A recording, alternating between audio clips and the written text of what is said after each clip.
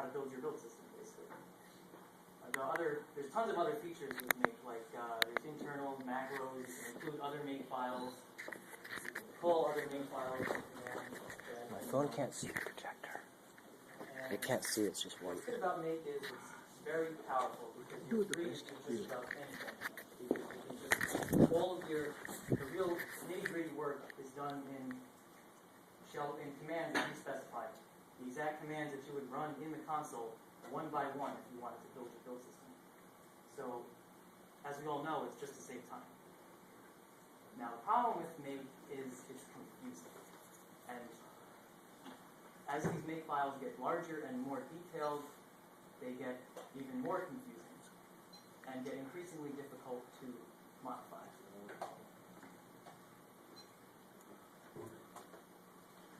And the CMake file, one of my favorite kinds of build systems at this point, is the same thing as a make file. It does the same thing. You're aiming for the same thing, which is to build your build system successfully. The thing about CMake is they wrap everything that you would normally do in separate commands, in each of those rules, in their own magical functions, which tend to be poorly documented. But that's what they're working on. So what you don't see here is all those G++ commands to compile everything, because just the add executable command will do all of that for you. CMake figures out everything. So that's the good thing about CMake. And the bad thing, as I said, is if you don't know what the function does, then you have a problem. Why should you care about these in general, not necessarily this project? Is because once most of us get out into the real world, our boss is going to expect us to know how to modify make files and CMake files, and to suddenly know how the build system that they're running works more quickly than you'd like, usually. So that's why some of this is pretty useful. And Mike's going to talk about how we generalize. All right, so what is a build system? What is its basic purpose? Well, the idea is you don't want to be writing out exactly, how to build everything in your program. If you wanted to do that, you would just write a shell script for the building. What you really want to do is to have some nice declarative file that just says what the dependency graph is, and then from then on, let the computer figure out what to do. That's the whole purpose of the build system, is because you don't want to get bogged down in the nitty-gritty. You want to write source and have it compile and, have your end project there. So can we generalize this? Well, it turns out, in a large way, yes. We can actually parse a make file pretty well and get the dependency graph from it and store that directly in a way that we can analyze and send off to other tools. Now, not only make files, you see over here what looks like sort of like the sidebar in Visual Studio. Well, you can do that for Visual Studio projects as well. Any sort of build system is fundamentally going to be storing information about the dependency graph and then a bunch of metadata about how it wants to build things, what tools it wants to use, that sort of thing. So we can generalize this, and we have a way to store the generalization.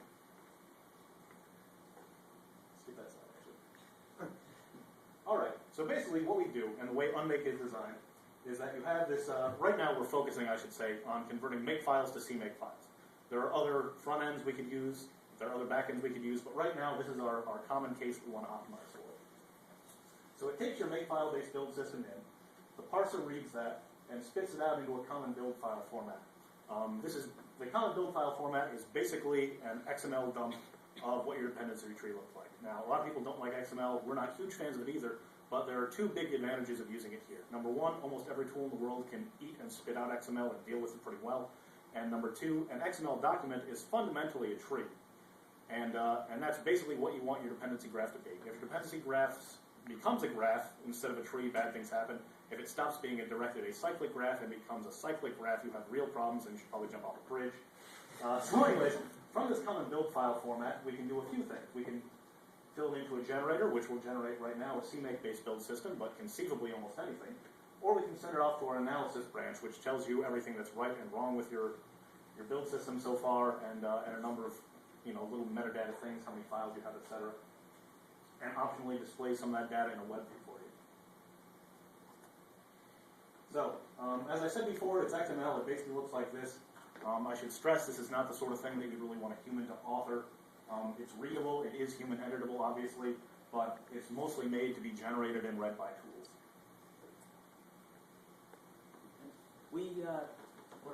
with our architecture, we're aiming for extensibility.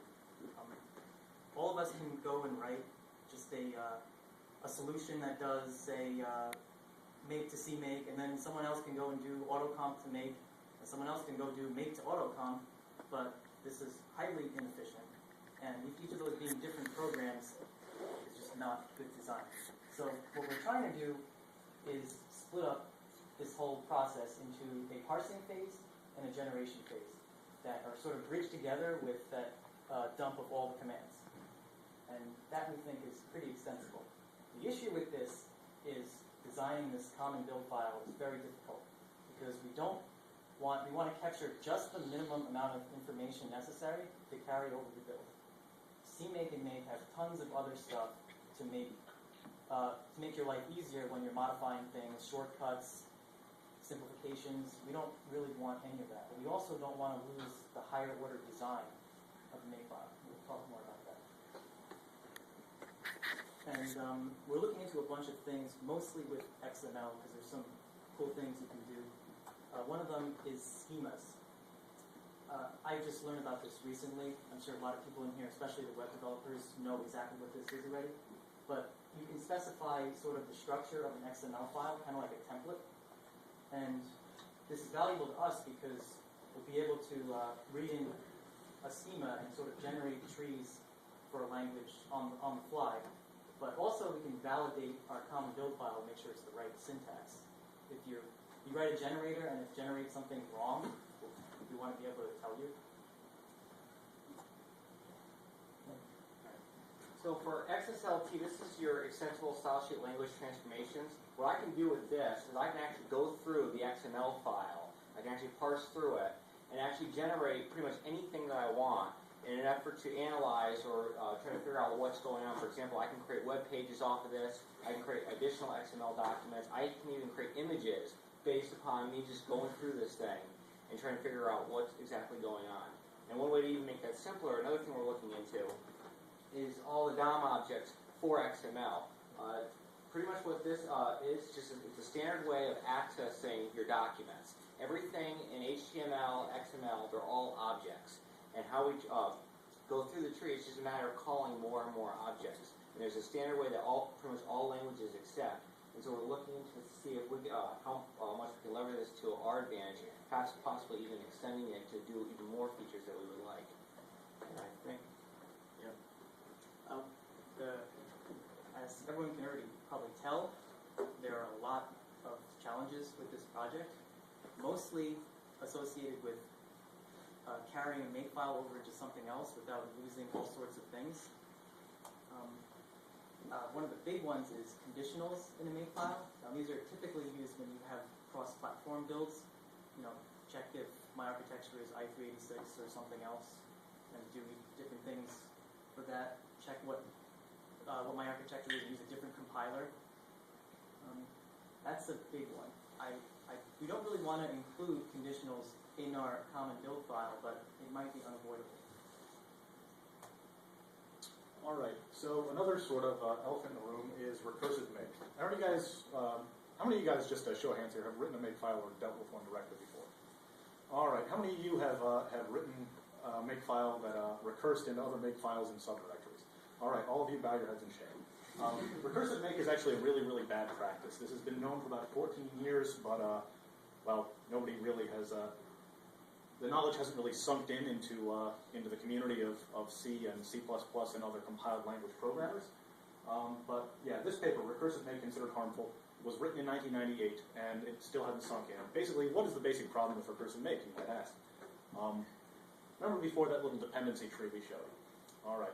When you have recursive make, every instance of make that gets called in a subdirectory is in its own process. And guess what processes don't do with each other without explicitly knowing how to do it?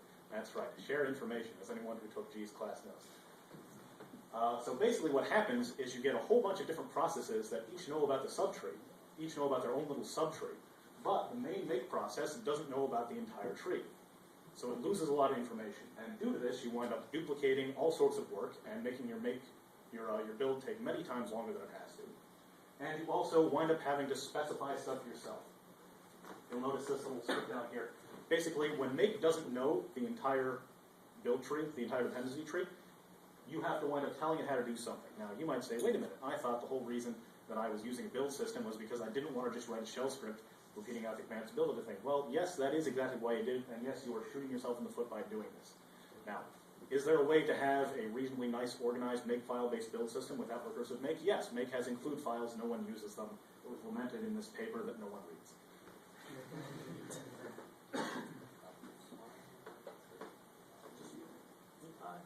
Okay.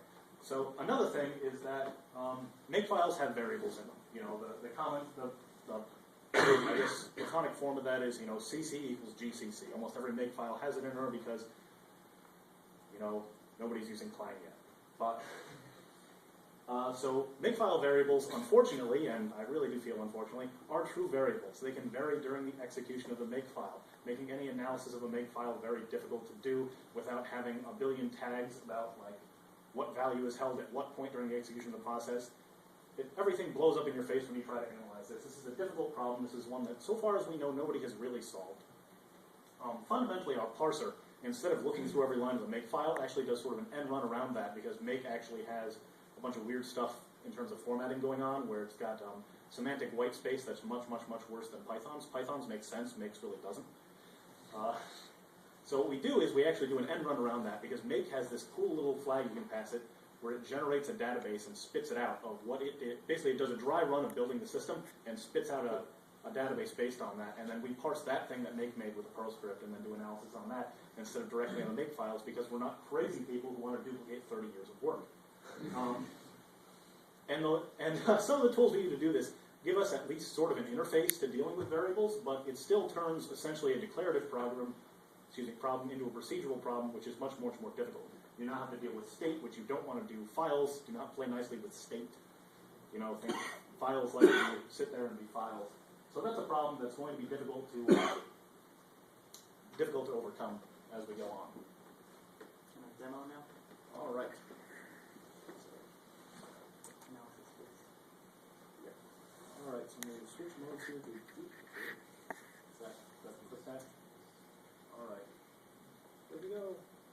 All right. Did I lose mouse control? Oh, there we go. All right. Apologies. All right. Close out of this. All right. So we have here a nice little sample build system. Hooray! Actually, yeah. So some nice little files. You can look at the make file if you really want to. Hooray! Nice little simple thing. Reasonably simple for a demo. So we're going to make this just to show it works. Hooray, hello world, factorial 5 is 120. That's all nice and good. We don't want to stay in a makefile-based build system, though. So what are we going to do first? Well, first we're going to parse this guy.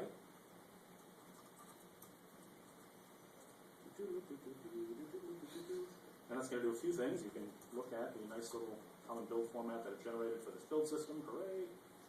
It's the same one we showed. All right, and we'll run some analysis on this because we want to see what some facts about this build system. And we see right now, actually, let me clear that and put it at the top of the screen. All right, so you can see that it knows how many files are in there, that the build graph is acyclic, and it gives you an optimal build order based on essentially a, more or less that's the post order if you do a depth first traversal of this. All right, so we've done a little bit of analysis, but we want to do some more. We don't just want to be on a command line because we're not scrubs. So we're going to take a look at pretty pictures.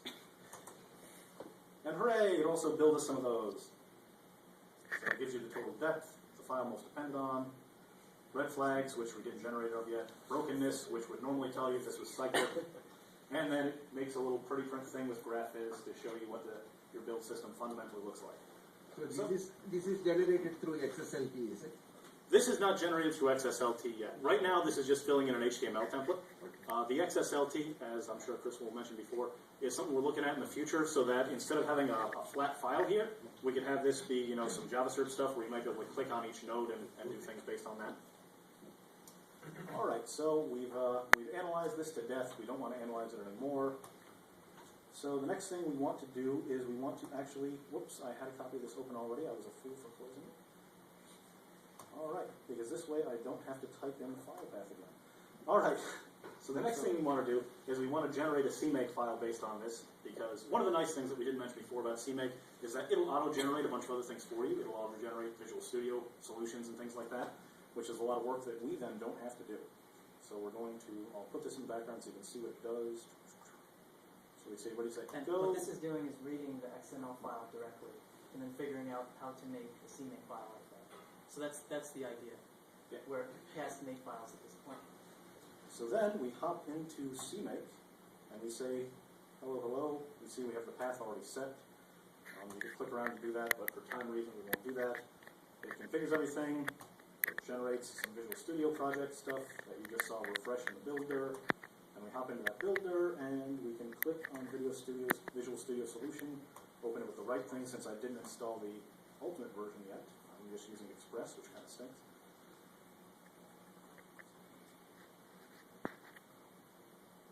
Right, set this guy as the startup, and we're going to build the solution.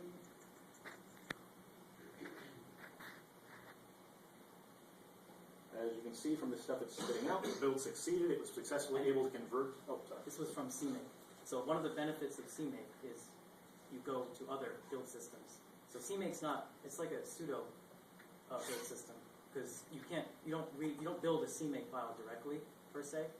You go to other things like Make and Visual Studio. All right, so we've successfully now converted a Makefile-based build system, complete with all source, to the common build format, then that to CMake, and then CMake generated the Visual Studio stuff for it. We built it with Visual Studio, and hooray, our program runs the same in Windows as it did over in that little VM doing Unix.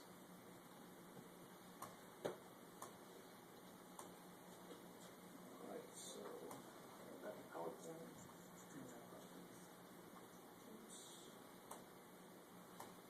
So, do you have any questions? Is this including this?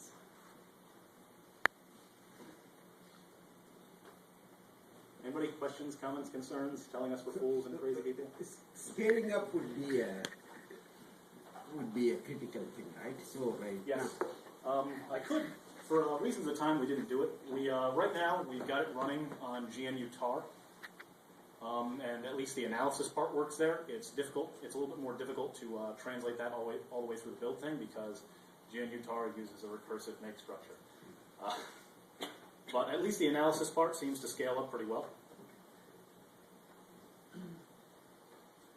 Anybody? You? I was thinking also about scale. What's the largest make file, or maybe largest or most complicated one you've thrown this on? Would you say it was tar?